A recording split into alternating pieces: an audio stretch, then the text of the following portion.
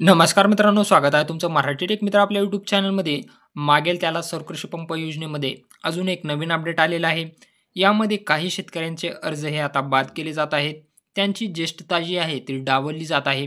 आता यामध्ये कोणकोणत्या शेतकऱ्याचे अर्ज बाद केले जात आहेत, हे अर्ज बाद झालेला आहे का नाही हे कसं चेक करायचं यासंबंधीची माहिती आज आपण या व्हिडिओमध्ये जाणून घेणार आहोत. त्यापूर्वी तुम्ही चॅनलवर नवीन आला असाल तर चॅनलला सबस्क्राईब करा. तसेच बेल आयकॉनला प्रेस करायला विसरू नका. आपले टेलिग्राम तसेच व्हॉट्सअप चॅनलही असून आपण वेळोवेळी सोलार कंपन्या कधी ॲड होणार, सोलार संबंधीचे जेवढे काही महत्त्वपूर्ण अपडेट असतील त्याची माहिती टेलिग्राम आणि व्हॉट्सअप चॅनलला देत असतो. त्यामुळं त्याचीही लिंक तुम्हाला डिस्क्रिप्शन बॉक्समध्ये मिळून जाईल, तेही जॉईन करायला विसरू नका. चला तर मग पाहूयात की हा SMS कोणाला आलेला आहे आणि अर्ज का बाद केले जात आहे. तुम्ही यामध्ये पाहू शकता श्री सौ, त्यानंतर त्या शेतकऱ्याचं नाव असणार आहे, लाभार्थी क्रमांक असणार आहे म्हणजे त्याचा MKID MTID जो आहे तो इथं दाखवला जाणार आहे.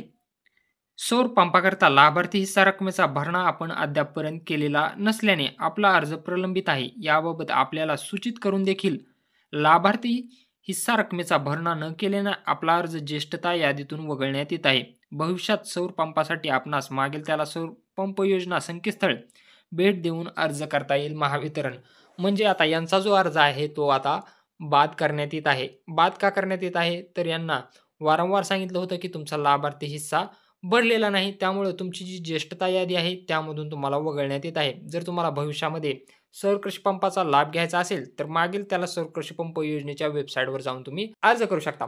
हे अर्ज प्रामुख्याने त्यांचे आहेत ज्यांनी कुसुम योजनेमध्ये अर्ज भरलेला होता आणि कुसुमचा अर्ज मागील त्यालामध्ये त्यांचा ट्रान्सफर करण्यात आलेला होता आणि त्यांना सुरुवातीला पैसे भरण्यासाठी ऑप्शन देण्यात आलेलं होतं.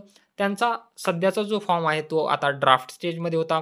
त्यांना पैसे भरण्याचे ऑप्शन देण्यात आलेलं होतं, परंतु काही शेतकऱ्यांनी वेगवेगळ्या कारणामुळे त्यांचे पैसे भरलेले नव्हते. अशा शेतकऱ्यांचे अर्ज बाद करण्यात येत आहेत आणि त्यांची ज्येष्ठता जी आहे ती डावलण्यात येत आहे. आता तुमचाही अर्ज बाद झालेला आहे का नाही हे कसं चेक करायचं, त्यासाठी तुम्हाला मागेल त्याला सहकृषी पंप योजनेच्या वेबसाईटवरती आल्यानंतर तुम्हाला इथं बेनिफिशरी सर्व्हिसेस या पर्यायावरती क्लिक करायचं आहे. या पर्यायावरती क्लिक केल्यानंतर तुम्हाला इथं ॲप्लिकेशन करंट स्टेटस या पर्यायावरती क्लिक करायचं आहे.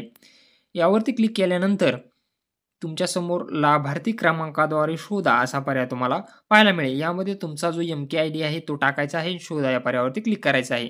त्यानंतर तुमच्या अर्जाची जी स्थिती आहे ती तुमच्यासमोर दाखवली जाईल.